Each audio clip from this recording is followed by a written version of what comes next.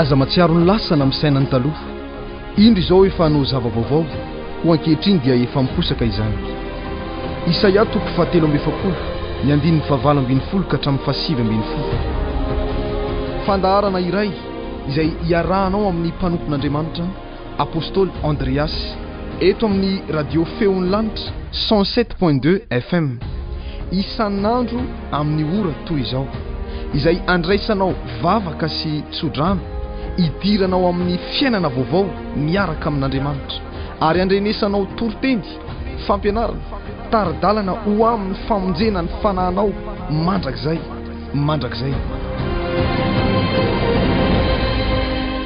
Tadio ary mbola afaka niaina amin'ny fiainana vaovao ianao miaraka amin'Andriamanitra.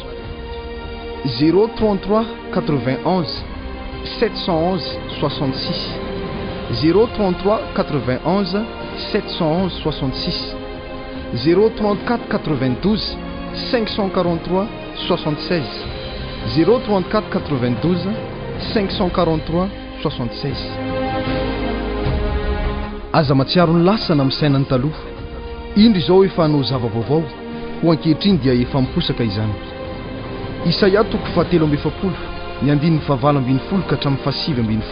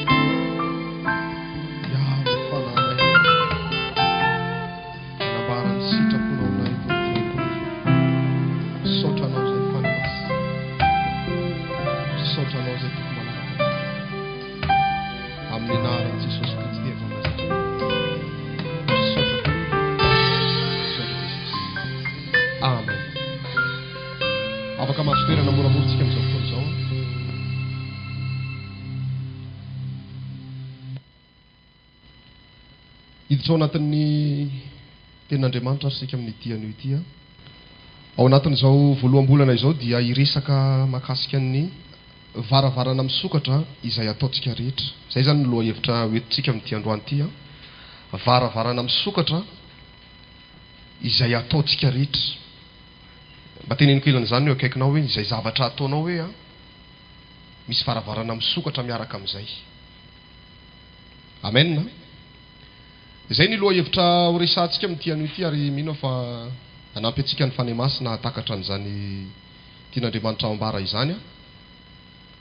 Tsara fantatsika zany fa manoloana an'ireny dingana ataontsika rehetra ireny, reny zavatra ataontsika rehetra ireny, dia tsy maintsy misy varavarana misokatra foana miaraka amin'izay.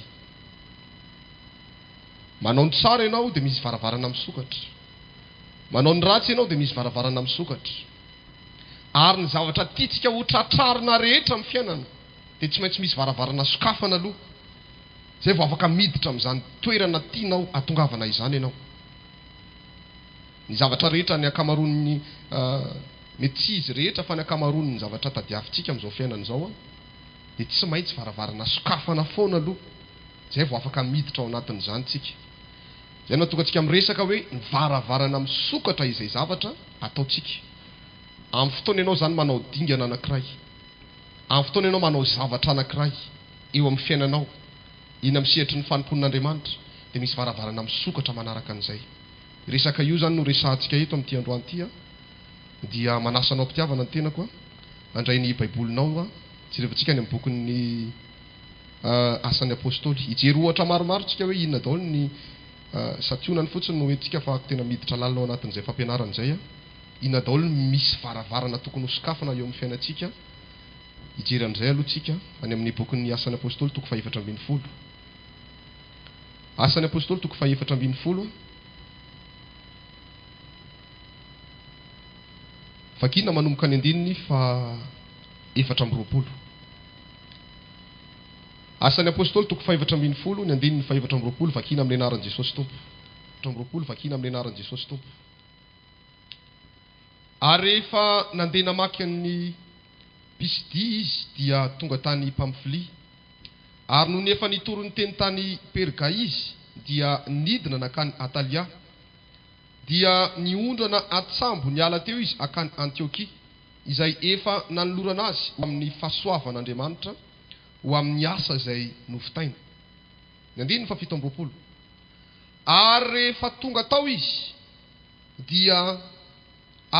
tao izy ka namory ny fiangonana dia nilaza izay rehetra nataon'Andriamanitra tamin'ny nombany azy sy namoany ny varavaram-pinoana ho an'ny jentilisa, dia nitoetra elaela ihany tamin'ny mpianatra izy. Amen. Eto zao ny Baiboly dia mampianatra eto makasika ny tetezan'ny Paoly apôstôly andreo toerana maro nitoriana ny filazantsara tany amin'ny jentilisa zany. Rehefa tonga teo amin'ny toerana anankiray io izy dia nitory ny tenin'Andriamanitra sy ny filazantsara teo amin'ny toerana io izy, ary nanambara tamin'ny olona rehetra ny makasika ny fitondran'Andriamanitra azy, ny fomban'Andriamanitra azy tamin'ny zavatra izay nataony rehetra. Dia eto ny Baiboly dia milaza tsara mihitsy hoe sy namoany ny varavaram-pinoana ho an'ny jentilisa. Tsy miresaka hoe fiangonana eto hoe varavaram-pinoana, fa ny finoana zany mahatonga ny olona anankiray ho tafiditra ao anatin'izany dia tsy maintsy misy varavarana sokafana. Ohatry ny apôstôly Paoly zany zao rehefa nitoro ny filazantsara tany amin'ny jentilisa izy dia novahana mihitsy aloha ilay varavarana, nafahany napino ny jentilisa any Jesosy Kristy Tompo. Satria ny jentilisa tamin'izany fotoana izany tsy ohatry ny jentilisa amin'izao vaninandro zao. Fa ny ankamaroan'ny jentilisa amin'izao vaninandro zao efa mino an'i Kristy daholo. Fa ny jentilisa tamin'izany olona mbola vao nampahafantarina ny fisiny zany Andriamanitra zany mihitsy, satria Andriamanitra tsy izy daholo ny vavahan'ny jentilisa. Izay ny maha jentilisa ny jentilisa. Ny jentilisa fahiny zany olona mpanompo sampy, mivavaka amin'ny sarivongana, mivavaka amin'ny volana, izay ny maha jentilisa azy. Fa amin'izao vaninandro zao efa manomboka mino an'Andriamanitra avokoa ny olona rehetra. Zany hoe fa tsy tena jentilisa tanteraka intsony zany, fa efa mifangaro, efa manomboka afaka migejany maha jentilisa azy. Fa ny jentilisa nitorian'ny Paoly teny tamin'izany fotoana izany mbola tena le iringiriny, mpanompo sampy iringiriny. Ka rehefa hitoro ny filazantsara amin'ireo jentilisa ireo izy dia tsy maintsy ny sokafany aloha ny varavaran'ilay finoana, sokafana ny varavaram-pinoana mba hahafahany jentilisa mino an'Andriamanitra. Ny hahafahana manokatra ny varavaran'ny finoana dia amin'ny alalan'ny dingana ataony. Araka ny fanambara tamintsika teo hoe ny dingana ataontsika na ny hetsika ataontsika, ny zavatra ataonao rehetra misy varavarana misokatra miaraka amin'izay. Ny Baiboly moa milaza, apôstôly Paoly ihany manambara an'izay hoe ny finoana dia avy amin'ny toriteny. Ny toriteny dia avy amin'ny tenin'Andriamanitra. Zany hoe nitoro ny tenin'Andriamanitra tamin'ireo jentilisa ireo zany izy, nitoro ny filazantsara, nanokatra n'ilay varavarany finoana tamin'ireo olona ireo. Zay aloha zavatra anankiray. Ny finoana tsy maintsy misy varavarana sokafana, ary misy varavarana be dia be ary sokafana ao anatin'izany sehatry ny finoana zany, satria ny finoana voalohany aloha manomboka mino an'i Kristy dia resy lahatra mivavaka ilay olona. Faharoa manomboka miditra midingana manaraka ny finoana, manomboka lasa mivavaka ho an'ny marary ianao, lasa mandroaka demonia amin'ny anaran'i Jesosy ianao. Dingana manaraka efa misy asa lehibe, misy varavarana sokafana maromaro atianao, tena olona matanjaka amin'ny finoana an'Andriamanitra zany ianao. Zay aloha ny resantsika voalohany. Ijery manaraka indray tsika hoe inona koa no mety misy varavarana sokafana. Hitantsika ny amin'ny bokin'ny Osea. Osea, miara mamadika Baiboly daholo tsika rehetra. Aoriana kely ny Daniel zany Osea zany. Vita ny Daniel dia Osea toko 2 ny andininy 5. Osea toko 2 ny andininy 4:20 vakitsika. Amin'ny anaran'i Jesosy Tompo. Koa indro izao dia hitona azy, ka hitondra azy ho any anefitra, ary anao teny malefaka ahafinaritra azy, ary hatrany dia omeko azy ny tanim-bolobony sy ny loasa akory ho varavaram-panantenana, ary any no hamaliny toy ny tamin'ny andro fatanorany, dia toy ny tamin'ny andro niakarany avy tany amin'ny tanin'Egipta. Amen. Eto koa zao ny baiboly dia mampianatra antsika eto. Resaka indray zany misy koa zany zao ny varavara-panantenana. Io fanantenana io koa zany misy varavarana misokatra mahatonga ny olona mbola voatahiriny foana ny fanantenana. Ny finoana sy ny fanantenana samy hafa. Ny fanantenana no mampahery ny finoana, fa ny finoana matetika rehefa matanjaka ny finoana dia tena afaka maleo tena izy. Fa ny fanantenana matetika tsy mety maty eo anatin'ny olona anankiray. Na dia lefy ary ny finoan'ny olona anankiray, raha mbola manana fanantenana izy, mbola misy arak'izay filazako izay mbola misy fanantenana ny fiainana.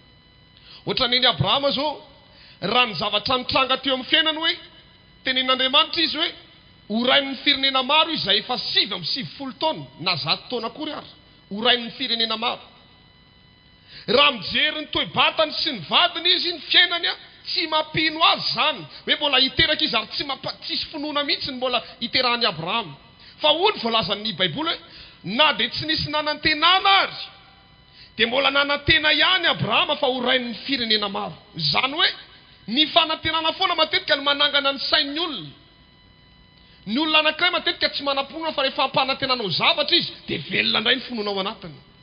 Ohatra zao misy olona anankiray trotraky ny olana, tena bokany trosa, dia misy lehilahy anankiray mba mampahery azy hoe zao rahalahy, aza malahelo amin'izany ianao fa omeko vola ianao amin'ny herinandro. Dia inona zavatra miseho?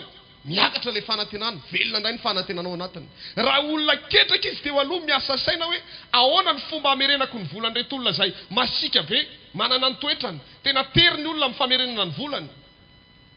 Ketraka izy satria tsy manana fahafahana, fa rehefa ampanantenanao zavatra io dia velona indray ny fanantenanao anatiny.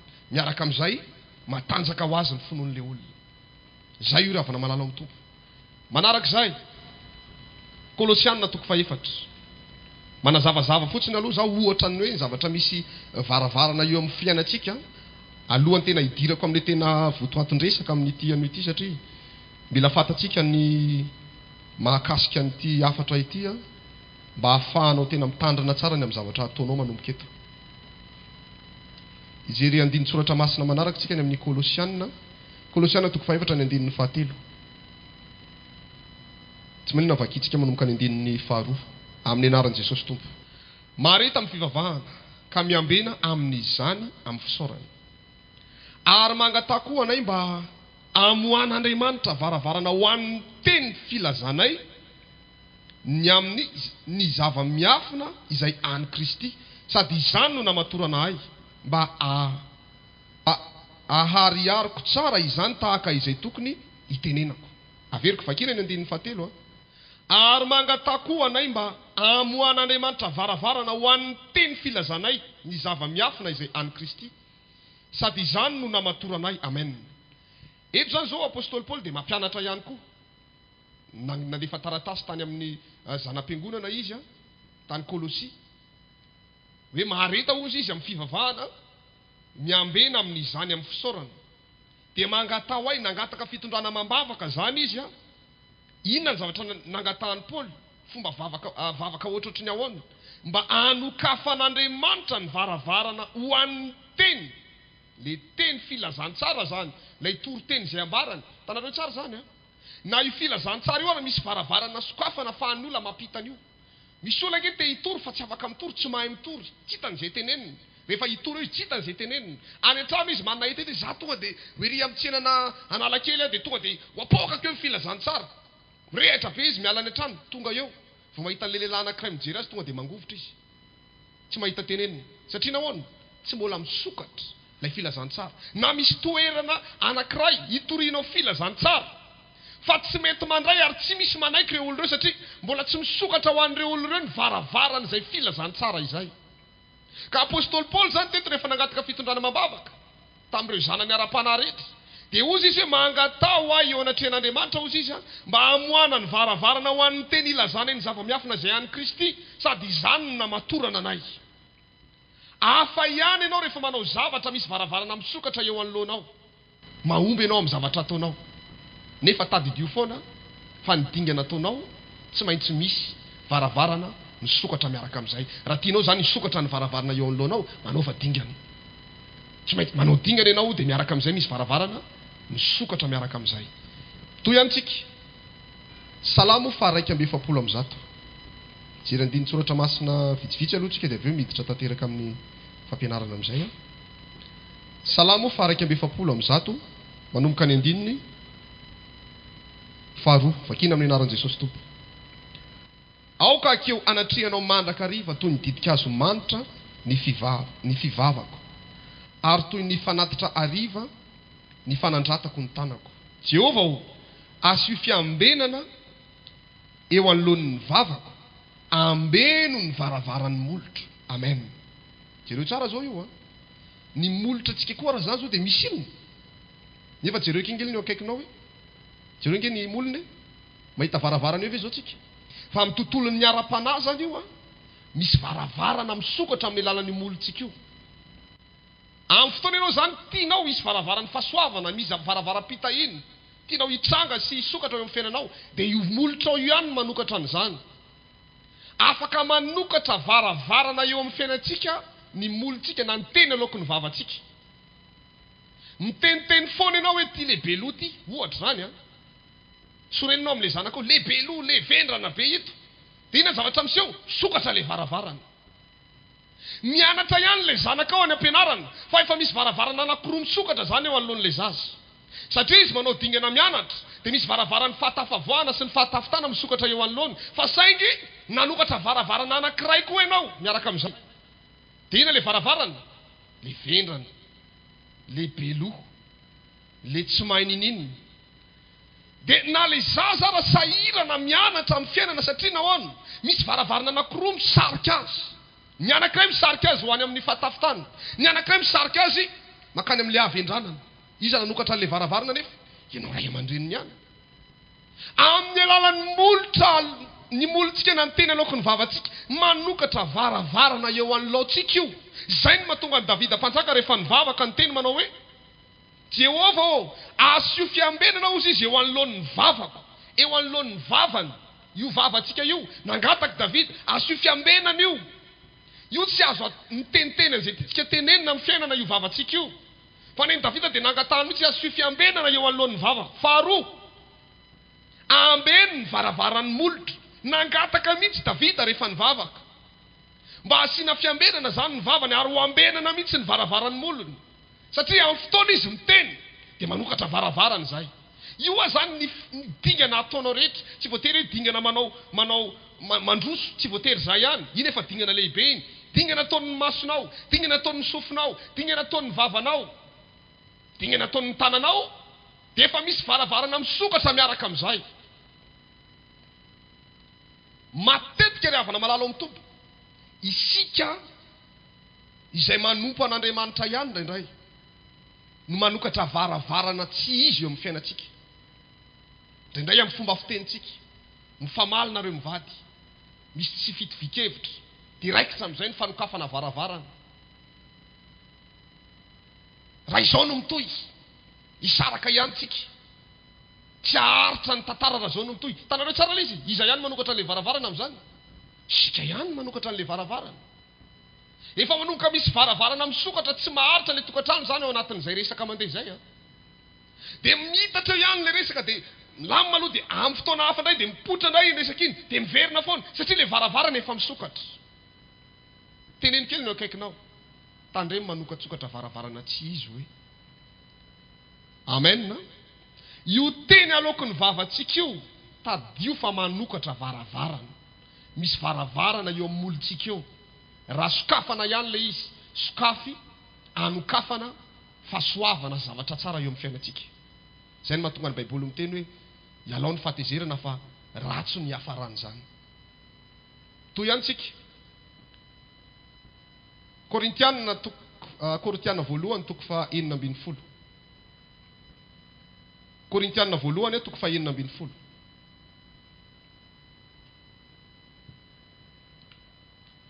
Korintiana voalohany toko fa 9:10. Manomboka ny andininy totsika ny andininy fadimy vakitsika. Korintiana voalohany toko fa 9:10 ny andininy fadimy vakina amin'ny anaran'i Jesosy.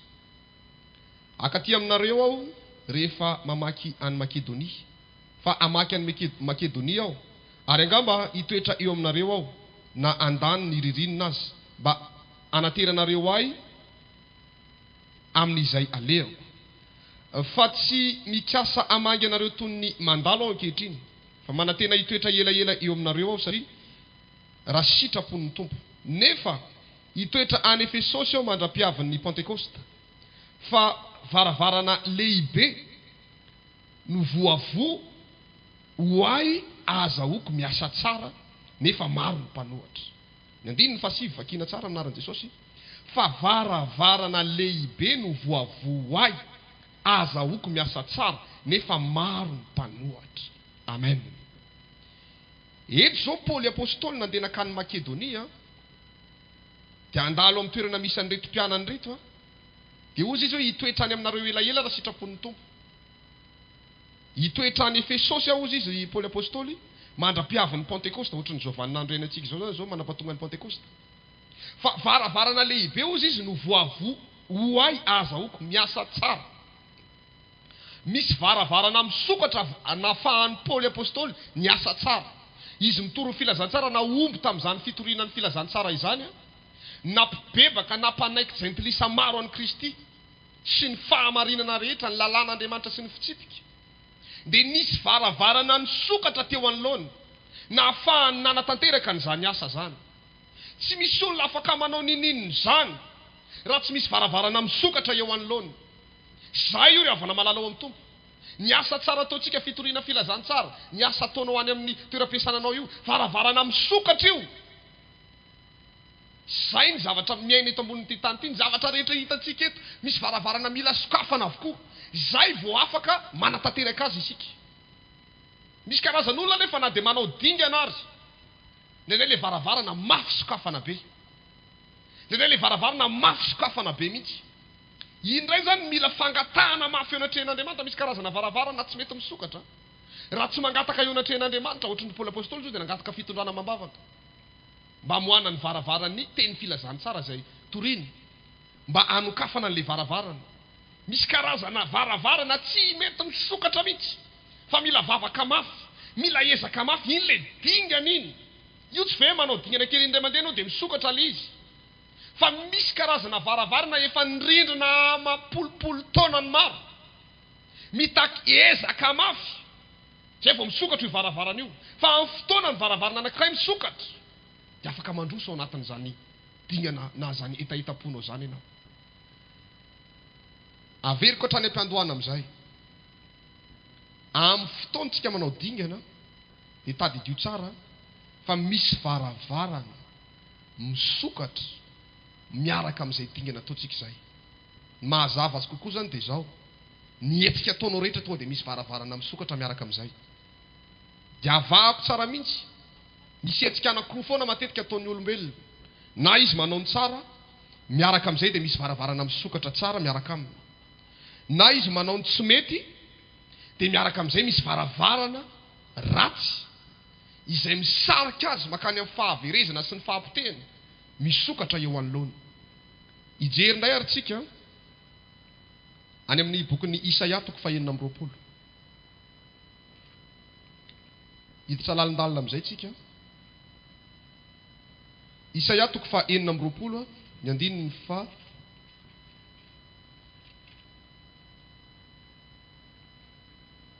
ny andininy faharoapolo. Isaia 9:20, ny andininy faharoapolo, vakina amin'ny anaran'i Jesosy. Mandehana ry oloko, midira ao amin'ny efitranonao, ary mirindrina varavarana ianao mba ka mierekely indray mpimasomonja mandra-pahalasa ny fahatezerana. Averintsika vakina amin'ny anaran'i Jesosy. Mandehana ry oloko, midira ao amin'ny efitranonao, ary mirindrina varavarana ianao ka mierekely indray mpimasomonja mandra-pahalasa ny fahatezerana. Fa indro Jehovah mivoaka amin'ny fitoerany, amaly ny ponina amin'ny tany noho ny elony, ary ny tany ampisehony rà izay nofohiny ka tsy anafina intsony izay novonona teo aminy. Amen.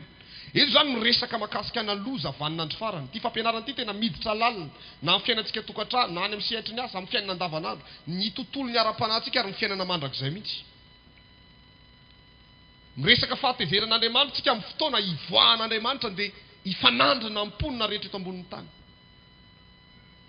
Mena fe-potoana nefa isika rehetra mialohany izany fotoana atongavan'Andriamanitra eto izany.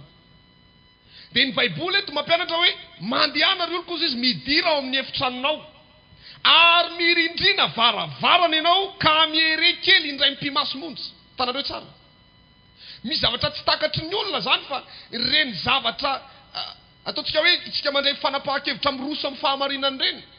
Manomboka mandrindrina an'ilay varavarana ratsy izay misintona anao makany amin'ny fahampitena sy ny fahaverezana. Azavaiko tsara amintsika ilay izy. Amin'ny fotoana ianao manao ny tsara dia manokatra varavarana makany amin'ny famonjena. Sady manakatona an'ilay varavarana makany amin'ny fahaverezana sy ny fahampitena. Rehefa manao zavatra zany tsika eto manomboka androany mila mandinika tsara mihitsy hoe sao dia manokatra varavarana makany amin'ny fahaverezana ity lalako ity. Fa eto zao ny Baiboly dia mampianatra antsika tsara mihitsy ho avy Andriamanitra hitondra fahatezerana mirehatra. Ary ny tany ozy izy amoaka ny razany ny foany hatramin'izay nenan'ny olombelona teto ambonin'ny tany. Dia efa nampianatra eto ny Baiboly hoe mirindrina ao amin'ny efitranonao dia arindrina ny varavarana ka mihere mandra-pahalasa ny fahatezerana. Amin'ny alalan'ny soa ataontsika ilay fandrindrinana an'ilay varavarana. Ianao mijoro amin'ny fahamarinana manatanteraka an'ireny fitsipika rehetrarehetra sy fampianarana tanterahantsika ireny. Makatony lalàn'Andriamanitra sy ny fitsipik'Andriamanitra ireny. Maninana eo zany amin'ireny fotoana ireny mandrindrina an'ilay varavarana ratsy. Mety maro amintsika mbola tsy nandeha avion fa mety efa nahita film ianao tamin'ireny fotoana mbola nafahanao nijery télé ireny. Dia raha mandinika ianao anaty avion ny olona anankiray tsy misy ohatran'ny anaty taxi be, taxi brosy hoe afaka akisaka ny varavarakely dia hoe mba hakaka rivotra fa mafana be ato. Tsy afaka manao an'ireny rehefa eny ambony eny. Fa amin'ny fotoana misy lavaka kely anankiray eo amin'ny varavarakely eo amin'ny fitaratra io dia trohan'ilay rivotra ny ivelany ivoaka ny daholo ny ao anatiny rehetra ao ary rivotra mahery be mihitsy no mitroka mivoaka ny ivelany. Zany hoe raha sokafana tampoka zany ny varavaran'iny avion iny eny am-panidinana eny tsisy olona tafajanona ao. Tsy hoe ny rivotra avy any anatiny no miditra, tsy hoe ny rivotra avy any ivelany no miditra ao anatin'ilay roplanina iny, fa ny rivotra ao anatiny ny zavatra rehetra ao anatiny iny roplanina iny trohan'ny rivotra mivoaka ny ivelany. Ohatrohatr'izay zany ny endrikendrik'ireo varavarana anankiroa misokatra ireo, na ny varavaran'ny famonjena zany, na ny varavarana makany amin'ny fahaverezana zany, na makany amin'ny fahampitena sy ny faharavana. Amin'ny fotoana misokatra io varavarana io dia inona ny zavatra mitranga? Tonga dia misy misokatra mifandrivotra zany ilay varavaran'ilay famonjena sy ilay varavaran'ilay fahaverezana sy fahampitena amin'ny fiainan'ny zanak'olombelona. Dia amin'ny fotoana zany ianao misy varavarana ratsy foana misokatra dia ianao tokony hiroso makany amin'ny famonjena, makany amin'ny fahombiazana, makany amin'ny fitombona. Dia tsy sarian'ilay varavarana anankiray foana. Izay no mahatonga ny olona anankiray mandray fahamarinana izy. Resy lahatra izy amin'ilay fahamarinana tena marina zany. Tena tokony hanao an'izany aho. Fa misy varavarana anankiray misokatra. Mety misy fahotana anankiray miafokafona. Rehefa mijery an'ilay fahotana izy mamin'ilay izy sady tena tiana. Dia ozy tena marina fa maresy lahatra ty fahamarinana ity. Fa ito koa sarotra be amiko miala azy. Maninona izay ilay varavarana amin'izany? Sokatra ilay varavarana. Dia mifandrivotra ilay famonjena sy ilay fahaverezana. Ilay fahotana miafina fihinana, varavarana misokatra makany amin'ny fahaverezana. Ilay fahamarinana maresy lahatra, varavarana misokatra makany amin'ny famonjena. Fandrivotra amin'izay ireo. Raha tsy akatonao mihitsy ilay varavarana mahavery, ilay varavarana mamotika amin'ny alalan'ny fialanao amin'ny fahotana miafina io, dia sarotra aminao tena androsoana makany amin'ny famonjena ry havana malala ny tompo. Tsy azo atao hoe varavarana anankiroa zany no sokatra. Fa na ianao makary amin'ray ary na manakary amin'ilay anankiray na voasitony izy anankiroa dia eo ampovoany. Sady tsy afaka mandroso aty, tsy afaka mandroso aty. Dia iny ilay voalazan'ny Baiboly atao sira. Atao sira fotsiny. Tsy afaka mandray fanapahan-kevitra tsony sady tsy afaka miroso milalindalina kokoa manao makany amin'ny fahamarinana. No tsy samy verin-dalana satria mifandrivotra ilay famonjena sy ilay fahampitena sy fahaverezana. Amin'ny alalan'ny zavatra ataonao dinio tsara. Raha mipetraka ao an-trano ianao manao zavatra, misy zavatra lalovinao ao, manokatra varavarana makany amin'ny fahampitena sy fahaverezana sa manokatra varavaran'ny famonjena. Zay tadidio foana. raha tianao no andray an'izany famonjena avy amin'Andriamanitra zany, akatony daholo aloha ny varavarana rehetra. Mety misitona anao makany amin'ny fahatezeran'Andriamanitra. Mihere mihitsy aloha amin'ny efitranao dia ary indrindra ny varavarana. Mandra-palasa ny fahatezeran'i Jehovah. Ry havana malala ao amin'ny Tompo. Sokafan'Andriamanitra ny saitsika sy ny masom-panatsika ao anatin'izany. Dinio tsara ny fiainanao, dinio tsara ny zavatra ataonao anatin'ny tokantrano, any amin'ny fianaranao any, any amin'ny asanao any. Sao dia misy varavarana ratsy sokafanao any ambadika any. Miezaka ihany ianao vavaka mafy teo tafita amin'ny fiainana, fa mety mbola misy varavarana anankiray misokatra misarika ny fiainanao makany amin'ny fampitena sy fahaverezana. Dia tsy mety tafiditra amin'ilay tena fahombiazana sy famonjena mihitsy ianao ry havana malala ao amin'ny Tompo. Dinio tsara mihitsy ny fiainanao amin'izao rosifto amin'izao. Aikay ny fiainantsika. Rehefa namangy any Tompo tamin'ity tenin'Andriamanitra ty, sokatra tena ny sokatra ny saiko hoe aikay izany, mamela marika, mamela trasy daholo kay izany ny zavatra ataontsika amin'ny fiainana. Ary ny tena ratsy amin'izy tsy hoe mamela trasy. Ohatran'ny ny aretina Covid manko rehefa miditra ao anatin'ny olona ka sitrana ilay olona dia mamela trasy iny. Iny monko aretina iny. Fa ity le fiainany ity, tsy trasy fotsiny no apetrany, tsy marika kely fotsiny ny apetrany, fa tena manokatra varavarana mihitsy. Ary le varavarana sokafana misitona anao hiditsany anatin'ilay izy. Zany ange le olany. Amin'ny fotoana zany ianao manao resadresa karanofo eo, na manao resadresa-poana eo, manokatra varavarana makany amin'ny fahampitena foana izy sy fahaverezana. Amin'ny fotoana ianao miezaka manao ny tsara, miezaka manatanteraka ny fahamarinana, miezaka manitsy ny lalanao, na ny fomba fiteninao zany, na ny zavatra eritreretinao zany, na ny zavatra tian'ny fonao zany, ny fomba fitafy, na ny haniko hoanina, ny fiainana amin'ny ankapobeny mihitsy, dia manomboka manokatra n'ilay varavarana makany amin'ny famonjena. Dia izay no mahatonga antsika ohatra manana hetaheta foana iroso amin'ny famonjena, ohatra ny tsy mety afa-po zany, ohatra ny mangetaheta fahamarinana zany foana, satria misokatra ilay varavaran'ny famonjena ho anao. Fa misy karazan'olona efa misokatra ny varavaran'ny famonjena, misokatra ilay varavaran'ny fahaverezana, na ilay fahampitena, dia tafajanony eo ampovoany izy, satria samy misarika azy ireo varavaran'ireo. Fa raha tianao iroso, akatona aloha ilay varavarana makany amin'ny fahampitena. Ahoana ny fomba fanakatonana azy? Manontany kely eo akaikinao. Ahoana ny fomba fanakatonana ilay varavarana sao dia misy tsy mahazo fampianarana? Ilana ilay ratsy rehetra. Ilana na fomba fitena raha ka misy zavatra hafahafa, ilana zany. Resadresaka ka misy zavatra hafahafa, ilana zany. Zany io ry havana malala ao amin'ny Tompo. Toy ihany tsika.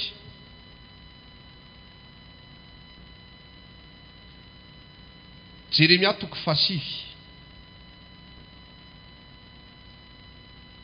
Jeremia toko 7, manomboka ny 9 no vakitsika somary lavalava ny teny, fa vakitsika andraisantsika fampianarana. Manomboka ny 9 ka hatrany amin'ny 2:20. Fakina amin'ny anaran'i Jesosy Tompo. Soramandry ambony milaza hoe ny alahelo Jeremia no ny faharatsian'ny olona. Ny 9. Igny re ka hita fitoerana any anefitra ao, tahaka ny fitoeran'ny mpandeha, dia ahafo ny fireneko ka hiala aminy, satria mpijangajanga avokoa izy rehetra, eny mpivadika amin'ny ray tetika izy. Manenjana ny lelany toy ny fanenjana tsipika izy mba handefa lainga. Tanareo tsara zany. Ary tsy araka ny marina no mahery azy ety ambonin'ny tany. Zany zao hoe tsy araka ny marina no mahery azy. Ohatra hoe misandratra be izy, fa tsy araka ny marina. Mety misy zavatra hafa, manam-bola be, fa mety lalaka hafa ny azahoany an'ilay vola. 7. Samy miaro tena amin'ny namany avy ianareo, ary aza misy matokolana dia niralahy azy, fa niralahy rehetra dia mamingana tokoa, ary ny namana rehetra mandendeha manaratsy. Izy rehetra samy mamitaka ny namany avy, ka tsy misy miteny marina. Mampianatra ny lelany andainga izy, ary manasa teny amin'ny fanaovan-dratsy. Ny fonenanao dia ao anatin'ny fitaka. Fitaka no nandavany tsy ahalala ho Jehovah. Koa izao no lazain'i Jehovah tompony maro. Indro andrendrika sy izatoetra azy aho, fa ahoana no ataoko noho ny amin'ny oloko zanaka vavy? Zana-tsipika mahafaty ny lelany ka miteny fitaka. Raha amin'ny vavany dia miteny fihavanana amin'ny namana izy, kanjo ao anatiny kosa dia manao otropo. tsy ho valiko va izy amin'izany zavatra izany ho Jehova. Tsy hialako fo va ny firenena toy izany. Noho ny amin'ny tendrombohitra no itomaniko sy hidradradradrako, ary noho ny amin'ny kianja any anefitra no anaovako ira falailovana, satria may izy ka tsy misy mandeha mamaky eo aminy, ary tsy misy fimaman'omby reintsony, ary na ny voromanidina na ny bibidia samy efa nandositra ny lasa avokoa, efa nandositra ka lasa avokoa. Ary Jerosalema dia ataoko korotam-bato sy fonenan'ny ambodia, ary ny tanànan'ny Joda ataoko lao sy sponina. Iza no olon-kendry mba ahafantatra izao, sady efa nitenena ny vavan'i Jehova mba anambara izao. Fa nahoana no nravana ny tany, sady may ho toy ny efitra, ka tsy misy mandeha mamaky ao aminy intsony. Ary hoy Jehova, satria nafony lalako izay nataoko teo anoloana izy, ka tsy maka toy izany, ary tsy nihain'ny feo, fa nandeha araka ny ditry ny fony, sy nanaraka ireo bala araka ny nampianarin'ny razany azy. Dia izao no lazain'i Jehova tompony maro, Andriamanitry ny Israely: indro ho fahanako zava-mahafaty ity firenena ity, sy ampisotroko rano mangidy, ary aheloko any amin'izay jentilisa tsy fatany na fantatry ny razana izy, ary ampanenjehako azy ny sabatra ambara-pandaniko azy. Izao no lazain'i Jehova tompony maro: miverena tsara ka atsoa ireny vehivavy mpanao ira falailovana mba ho avy, eny ampanalao ireny vehivavy mahay mba ho tonga, ary asaovy aingana ireny anandratra fidradradrana ho atsika, mba ampijoijoy ny ranomasontsika sy ampivarina ny ranomaso avy amin'ny odi-masontsika. Fa misy feo midradradradra re anziona hoe indrisy rava isika, afa-baraka indrindra isika, satria tsy maintsy mamoy ny tany, fa efa narodana ny trano nitoerantsika. Nefa mihaino ny tenin'i Jehova ianareo vehivavy, ary eo ka hoe noho ny sofinareo ny tenin'ny vavany, ka ampianaro fidradradradrana ny zanaka vavinareo, ary samy mampianatra ira falailovana ny namany avy. Fa ny fahafatesana, ino tsara amin'izay ny andininy faharoapolo, fa ny fahafatesana efa nananika ny varavarankelitsika, ka niditra tao andapatsika mba andringana ny ankizy kely madinika tsy hoe ny an-dalambe, sy ny zatovy tsy hoe ny ankalalahana. Amen. Eo amin'ny andininy faharoapolo zay dia milaza hoe fa ny fahafatesana efa naninona hono, efa nananika ny varavarakely ka niditra tao andapatsika. Inona moa na tonga le fahafatesana nanika an'le varavarakely ka tafiditra tao andapa? Satria ny mponina tao amin'ny tanànan'i Jerosalema izay nampalahelo an'i Jeremia fa tafalatsika tao anaty fahotana daholo ny olona. Dia nitady toeran-kafa mihitsy Jeremia hipetrahana andosirana ny firenena io, satria tafalatsika ao anatin'ny fahotana. Misy loza be dia be tenenin'Andriamanitra teo. Ireny le fahotana nataon'ny zanak'Israely ireny ka izany no nanokatra varavarakely idiran'ny inona io? Idiran'ny fahafatesana. Tafiditra ao andapa le fahafatesana, andripaka ny olona rehetrarehetra ao. Amin'ny fotoana zany misy fahotana mahalavo atsika, mahatafalatsaka atsika, dia tady idio ry havana malala, misy varavarana misokatra miaraka amin'ireny. Tsy tokony ho tafiditra ny fahafatesana, tsy tokony ho tafiditra tany andapa ny mpandringana, fa nohony amin'ny zavatra nataon'ny Israely ihany, nohony amin'ny fahotana nalavan'izy ireo, dia nisokatra ny varavarakely, tafiditra ny fahafatesana, tafiditra ny andapa mihitsy. Efa miresaka lapa zany tsika, ihany ampivoan'le tena maizy ny toerana anankiray. Raha ohatra hoe mijery ny rova zao tsika, ao anatin'ny rovo io ny lapa, ao anatiny ao, ka tafiditra ny anatiny mihitsy ilay fahafatesana, vokatry le zavatra ratsy nataon'ny olona tamin'izany fotoana izany. Ka raha titsika zany ho akatona le varavarana mba tsy hidiran'ny fahafatesana, tsy hidiran'ny fahaverezana, tsy hidiran'ny fahampitera sy ny fahasimbana, dia miala amin'ilay fahotanitsika.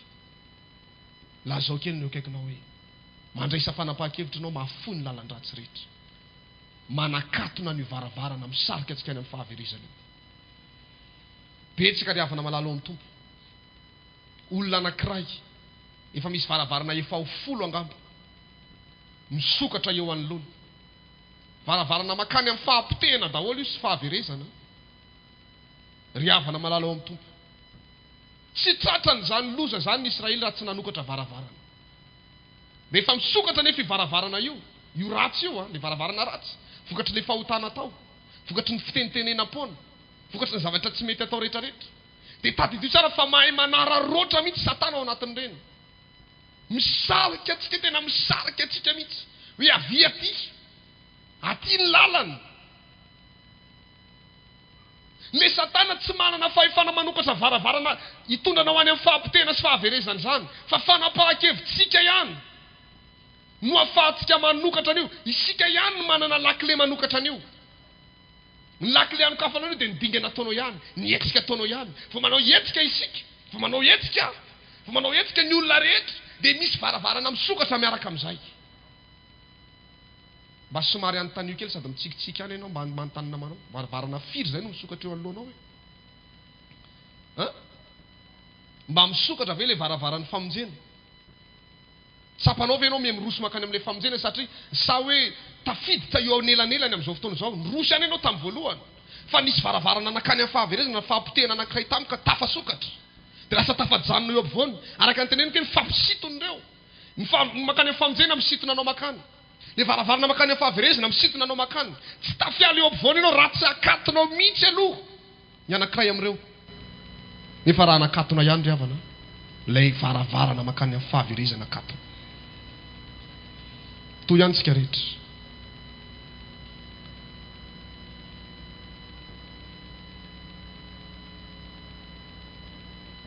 Malakia toko fahatelo ny andinin'ny fahafolo.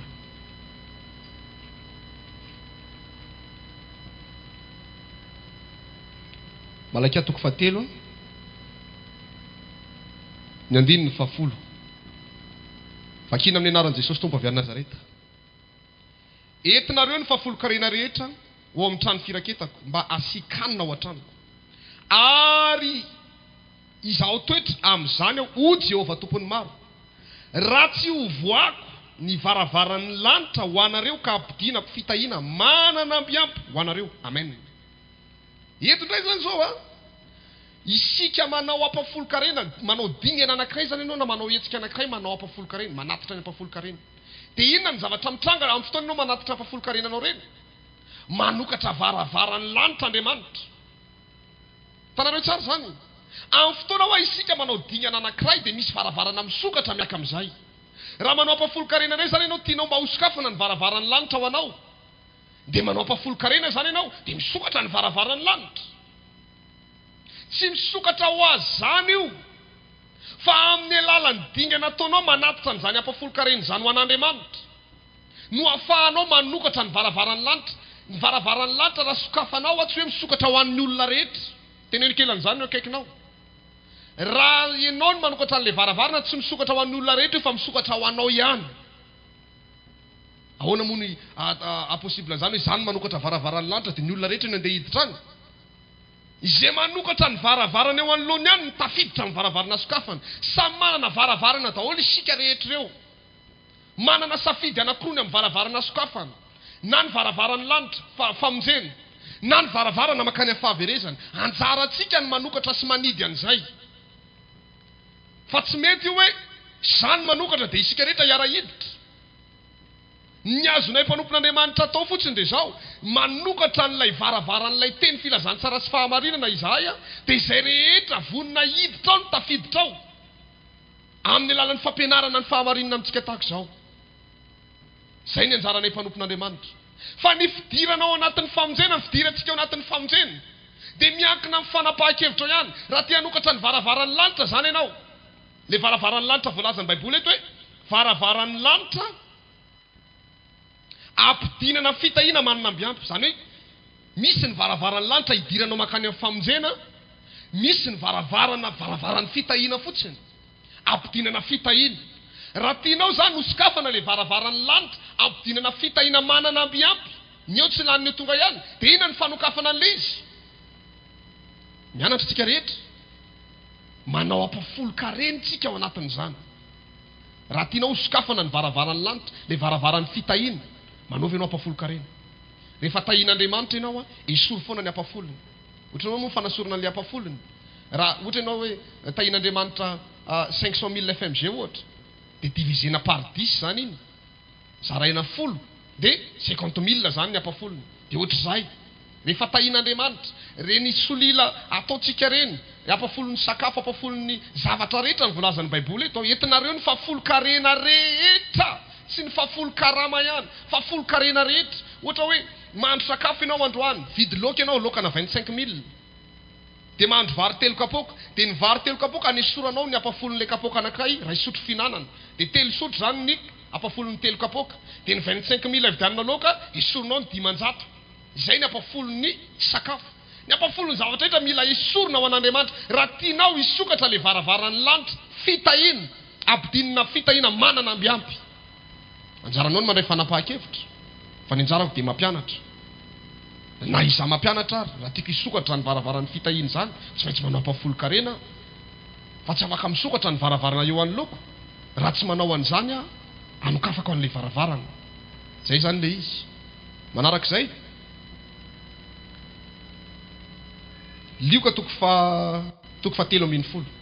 Lioka toko fa 3:10 manomboka ny 4:20.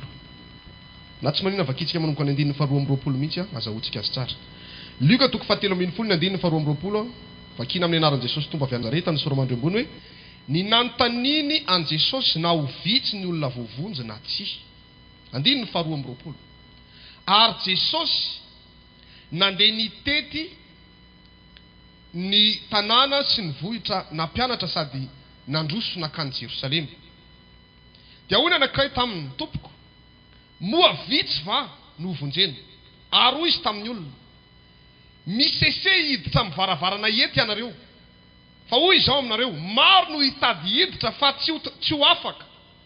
Rehefa mitsangana ny tompotrano ka manidy ny varavarana, ary ianareo mijanona eo alatrano mandondona ny varavarana ka manao hoe tompoko voaiza hay, dia maly izy ka hanao aminareo hoe tsy fantatro na avitaiza na avitaiza ianareo. Ary amin'izany ianareo dia hanao hoe nihinana sy nisotro teo anatrehanao izahay ary nampianatra teny an-dalambe ianao. Fa izy teny hoe lazaiko aminareo tsy fantatro na avitaiza na avitaiza ianareo. Miala amiko ianareo rehetra mpanao meloka.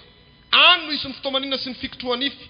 Raha mahita any Abrahama sy Isaka sy Jakoba ary ny mpaminany rehetra eo amin'ny fanjakan'Andriamanitra ianareo, fa ny tenanareo kosa dia voaroka eny ivelany. Ary tonga any antsinanana sy avy any andrefana sy ny avy any avaratra ary ny avy any atsimo reny ka hipetraka hihinana eo amin'ny fanjakan'Andriamanitra. Ary indro misy ny aoriana ho aloha ary misy ny aloha ho arina. Amen. Aza vaiko tsara ny tena tiany Jesosy ambara eto. Nandeha tany Jerosalema izy, androso any Jerosalema araka ny voalazan'ny Baiboly. Dia nisy olona anankiray nanontany azy hoe tompoko, mo vitsy ve ozy izy ny olona voavonjy sa ho maro ihany ny olona voavonjy? Dia nampianatra zany Jesosy Tompo hoe misese ozy izy amin'ny vavahady, amin'ny varavarana ety ianareo, fa maro ny olona te hiditra amin'ny varavarana io nefa tsy afaka. Eo aloha ny jerevantsika. Misy varavarana ety zany, io varavarana ety io no ahafahantsika miditra amin'ilay famonjena, ilay lanitra, ilay voavoatra ho antsika zany. Io varavarana io anefa hitan'ny olona rehetra io, fa saingy zao ny olana, maro ny olona te hiditra ao.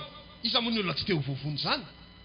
Na dia olona tsy mivavaka mihitsy rehefa resanao, misy ake zany afo be zany, dia misy ny any an-danitra ampisafidian'ny lanitra sy afo be ange ny olona tsy mivavaka e. Fa tsy safidy ny afo be zany mihitsy izy. Fa inona ny safidiny? Lanitra. Ary na reny olona tsy mivavaka reny ary mba manana fanantenana andovan'ny lanitra ndray androany. Fa hoy ny voalazan'i Jesosy, maro ny olona te hiditra ao nefa tsy afaka. Inona moa ny maha tsy afaka azy? Araka ny tenentsika teo hoe raha ohatra zany ka manomboka miroso amin'ny fahamarinana ilay olona anankiray, manomboka mandray fanapahan-kevitra zany, manana etaeta teo any an-danitra teo vovonjy, misokatra ilay varavaran'ny famonjena. Io varavaran'ny famonjena io anefa misitona an'ilay olona hiditra any anatiny, misitona an'ilay olona hiditra anatin'ilay varavarana. Ny olana eto ankilany anefa dia zao, raha misy olona anankiray ohatra mifoka sigara, ohatra zany dia misy varavarana anankiray misokatra ho an'iny sigara iny. Misotro toka, misy varavarana anankiray misokatra ho an'iny toka iny. Firy zany zay ilay varavarana? Roa. Mbola sady titikely mamitapitaka olona any amin'ny sehatry ny asa sy fitadiavam-bola, misy varavarana fantelo zany zay misokatra. Mety mbola manamanana sady manambady izy ao an-trano, dia mbola misy olona sakaiza hafahafa any ambadika any amin'ny sisisisiny any, efa zay ny varavarana misokatra. Tsy manana zo hitanisany fa ho tatsika zay aho. Fa anjaranao ny manisa hoe firy le varavarana misokatra, lay ratsy misitona makany amin'ny fahaverezana, dia nefa le varavarana le makany amin'ny famonjena anankiray. sady tsy varavarana ngeza be tsotra ny vavadinareo miditra ao an-trano tsy atonina fiara zany varavarana kely ety hainareo tsara ny dikan'izany ety zany a tery mety mirirana renao miditra eo mety mirirana renao miditra eo io misitona anao makany amin'ny famonjena varavarana ataoko hoe 30 isy na 5 isy misitona anao makany amin'ny fahaverezana zay ny mahatonga leola hoe maro ny te hiditra amin'ny varavarana ety io fa tsy afaka izy satria nahoana mahery kokoa ny herin'le varavarana misitona makany amin'ny fahaverezana misitona makany lasa tsy afaka manao dikana amin'ny roso makatsy amin'ny fahamarinana mihitsy izy zay nge ny voalazan'i Jesosy tompo eto any aparany any zany iry amin'ny andininy 70 vakio kereke amin'ny andro farany ary indro misy ny any aoriana ho aloha misy ny aloha ho aoriana misy olona anankiroa mifaninana tany fiazakazahana ny fanomponin'Andriamanitra miaraka mandroso zay raikitra ny fiazakazahana raikitra ny fiazakazahana mbola samy madio zany amin'io miazakazaka andeha ho aiza izy dia ho amin'le lalan'ny famonjena manomboka nandray fanapa-kevitra iroso amin'ny fahamarina ozy hoe vita batisa ohatra izy dia sokafana ary le varavaran'le famonjena satria vita batisa le lehilahy dia misy lehilahy anankiroa mifanina ohatra hoe za ohatra dia misy lehilahy anankiray dia miazakazaka zay satria stomy le lalana le varavaran'le famonjena dia miazakazaka be mihitsy stomy le varavaran'le famonjena ena mpiazaka zahana ina nefa zay a nanomboka voasarika ny saiko ohatra lasa nanokatra varavaran'ny fahotana anankiray dia mandroso ihany dia misokatra koa ny faharoa misokatra ny fahatelo le anankiray za ohatra nefa nitarika an'ilay fiazakazahana mety hoe nidepaseko le anankiray za nefa rehefa lasa lavitra tamin'le fanompona nanokatra varavarana tonga tao aloha tao dia ina zay zavatra mitsanga te hiroso lalina makany amin'ilay varavarana na ety makany amin'ny famonjena nefa sarian'ilay varavarana makany amin'ny fahaverezana hitanao lasa miraikitra eo ampovoany eo za lasa lota amin'ny voalohany tonga amin'izay le avany ariana miazakazaka be mihitsy satria mbola tsisy varavarana ratsy misokatra ny azy dia zay no mahatonga an Jesosy miteny hoe misy ozy izy arindro misy ny aoriana ho aloha zany hoe le olona avy any ariana lasa tafiazakazaka be lasa aloha satria nahoana mbola mikatona daholo le varavarana ratsy fa mbola manana tanjona anankiray izy dia ny varavarana makany amin'ny famonjena amin'ny fotoana iny manokatra varavarana anankiray koa hafany varavarana anankiroa telo varavarana fahotana dia anomboka ho tavela eo koa dia ny any ariana vao manomboka mivavaka indray no ho lasa aloha indray hitanao le fanomponin'Andriamanitra ny any aloha miembotra makany ariana ny any ariana indray makany aloha dia ny any aloha indray miembotra dia ohatra zay foana inona ny mahatonga an'izany antanio kely nokeka anao inona ny mahatonga ny olona miembotra miroso mirembotra miroso miembotra miroso miembotra miroso inona mahatonga an'izany satria nanokatra varavarana makany amin'ny fahaverezana ry havana malalo amin'ny tompo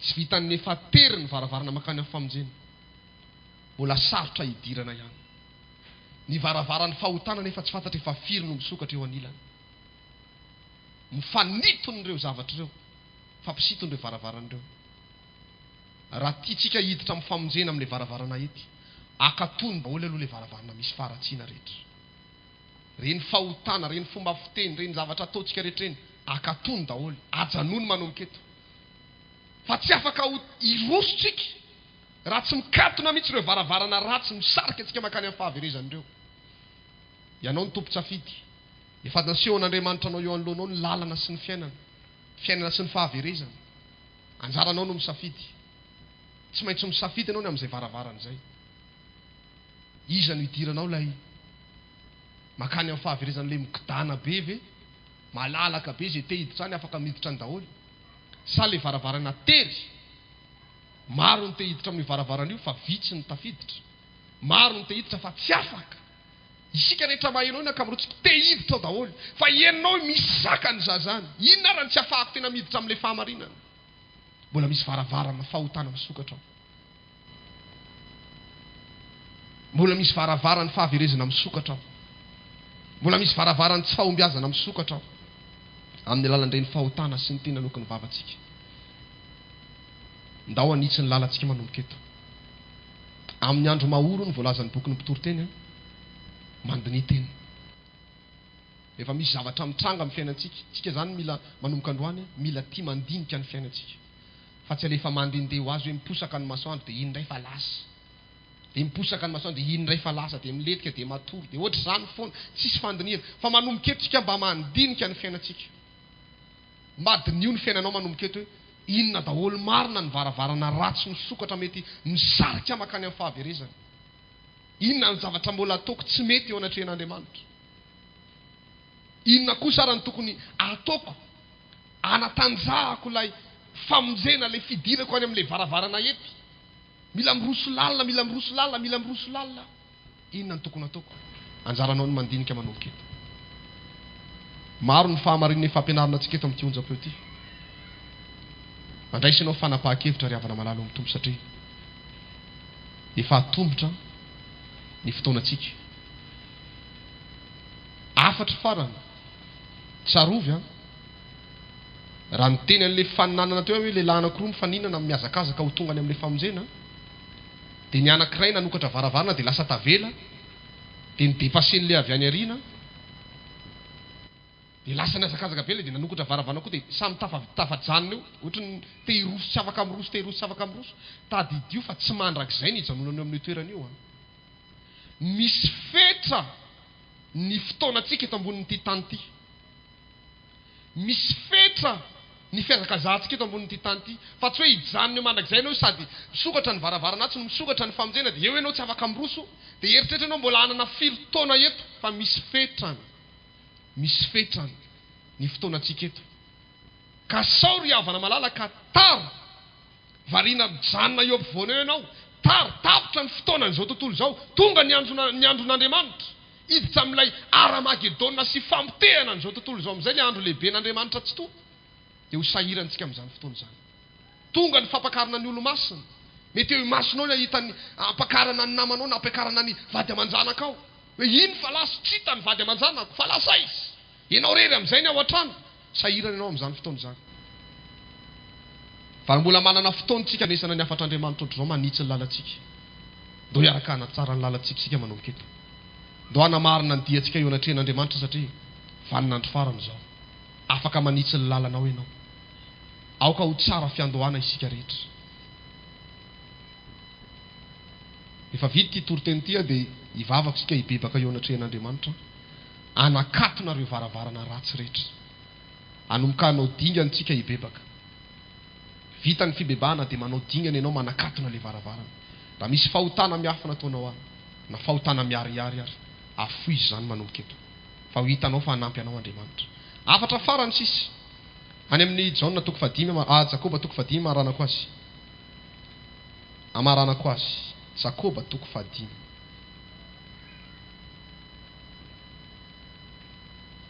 manomboka ny andininy fa sivy Jakoba toko fadimy ny andininy fa sivy vakina amin'ny anaran'i Jesosy tompo avy any Nazareta aza mifampimonomonina ry ralahy fandrao elohina ianareo indro ny mpitsara efa mitsangana eo anoloan'ny varavarana amen aza mifampimonomonina ho ny ralahy fandrao elohana ianareo indro ny mpitsara efa manina ozy izy le mpitsara efa mitsangana eo anoloan'ny varavarana inona moa zany le varavarana raha matadidy tsara ny fampianarantsika ny varavarana io dia le fanapahan-kevitra raisitsika le zavatra ataotsika ny manokatra n'le varavarana ka amin'ny fotoana zany ianao andray fanapahan-kevitra dia le mpitsaranao aiza izy no mipetraka aiza izy no mijoro eo anoloan'le varavarana isika rehetra miaina eto ambonin'ny tany io kay ry havana amin'ny fanapahan-kevitra raisitsika tsirairay avy misy mpitsarotsika eo anoloantsika eo tonga dia voarainao ty voaray an-tsoratra daholo ny fanapahan-kevitra raisitsika ny dingana ataontsika rehetra voaray an'ny mpitsara daholo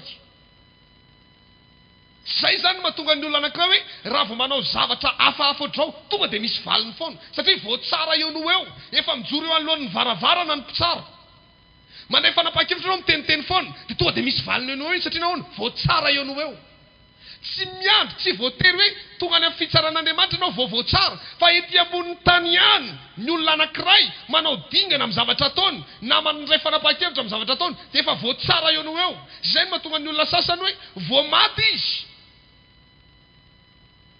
izy any amin'ny hôpitaly izy marary dia eo am-pialana eny dia foana hoe may efa manina izy zany amin'izay efa voatsara eo eo ny zavatra nataony rehetra efa misy mpitsara mijoro eo am-pialana iny izy na vao manombonomboka le mijaly be iny dia efa miteny maya aza-pahoriana aza-padiadyjaliana mijaly eo no eo ihany dia voatsara toa dia mamantana any amin'ny fahaverezana.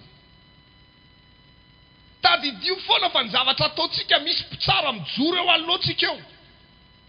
Andao manomboka androany hitandrina fa enjana be ny fanomponin'Andriamanitra. Enjana be ny fanomponin'Andriamanitra kay ry havana. Iny anie mba tsy ho voatsarantsika rehetrarehetra. Dinio tsara mihitsy ny zavatra ataontsika manomboka eto. Na ny resaka ataon'ny samy mpinamana any amin'ny takotakona any, resaka ataon'ny mpivady ao an-trano ao, resaka ataon'ny mpiray tapo, ny fianakavia rehetra, tandremo fa misy mpitsara kay izany manatrika atsika amin'ny fotoantsika manao resadresam-pony reny. Ny fanapahan-kevitra ho raisinao hoe zany dia ankalaiko iny olona iny, andeha ho valiko iny olona iny amin'ny zavatra tsy mety ataony, andeha ataoko an'izao iny olona iny dia ataoko an'izao iny olona iny. Tandremo fa misy mpitsara eo anoloany reny fanapahan-kevitra ho raisitsika reny. Manokatra varavarana ianao dia efa misy mpitsara eo amin'ny varavarana io mijery ny fanapahan-kevitra ao. Zay zavatra ataontsika rehetra efa misy mpitsara mijery atsika eo. Ka na dia ety ambony tanana ianao dia afaka handray fitsarana sahady. Izay no mahatonga ny olona sasany ireny hoe miditra ny lanitra madidio tsy misy fitsarana intsony, satria nahoana? Ny fanapahan-kevitra ataony rehetra na ny fanapahan-kevitra raisina, ny zavatra ataony ety ambony tany efa voatsara ety ambony tany ihany izy. Efa misy mitapitra hoe ianona dia nanao an'izao indray androany, nijoro tamin'ny fahamarinana ohatr'izao izy, izao nataony tsy voahozongozona mihitsy, nisy fizahan-toetra ny lalovany, dia izao ny fanapahan-kevitra ny raisiny. Nenjehan'ny olona izy, nankalain'ny olona izy, naratsin'ny olona izy. Mbola nandray fanapahan-kevitra mijoro amin'ny fahamarinana ihany. Tenenin'ny vadiny izy hoe misaraky raha mbola mivavaka ianao. Mbola nandray fanapahan-kevitra mivavaka ihany izy mijoro amin'ny fahamarinana. Efa voatsara ety ambony tany ny zavatra ataontsika. Ka afaka miditra madidio amin'ny lanitra io ianao raha havana malalo amin'ny tompo, raha tsara ny zavatra ataontsika eto ambonin'ny tany. Teneny kely no akaikinao, afaka mandova ny lanitra madidio ianao. Isika rehetra zay maheno an'ity onjam-peo ity, afaka miditra ny lanitra madidio isika rehetra. Ny mpitsara mijoro eo anoloan'ny varavarana, eo anoloan'ny fanapahan-kevitsika, eo anoloan'ny dingana ataontsika, eo anoloan'ny zavatra ataontsika. Mijoro io mpitsara io mitsara ny fiainanao. Petrapetraka ianao ao an-trano ao, zay zavatra ataonao rehetra, misy mpitsara io mitsara hoe inona indray ny ataony ito eo am-pipetrahana eo. Matory izy, inona indray ny ataony ito eo am-patoriana eo. Makany an-dakozia izy, inona ny ataony an-dakozia sao dia andeha angalam-pihinana. Mandeha ny an-dalambe eny, inona ny ataony eny an-dalambe eny, inona ny zavatra jerevana eny, inona ny zavatra ataony any, miditra amina toerana anankiray eny, inona ny ataony ato. Misy fitsarana ohatr'izany daholo ny zavatra ataontsika. Tiako ho sokafana mihitsy ny masom-panahinao androany, fa ny fiainantsika manompon'Andriamanitra tsy mandehandeha ho azy. Tsy mandehandeha ho azy. Misy mpitsara amin'izay zavatra ataonao rehetra. Mikonokonona anao zavatra ratsy ianao, misy mpitsara mijery anao anatin'izany ary mitsara ny zavatra ataonao iny. Ny fomba fitafinao mivoaka ny trano, misy mpitsara mitsara an'iny. Matoa ianao manao an'iny akanjo iny, fanapahan-kevitra ao manao an'iny akanjo iny. Tsy hanao akanjo ianao fanapahan-kevitra ao, tsy miakanjo. Misy mpitsara daholo amin'ny fanapahan-kevitritsika.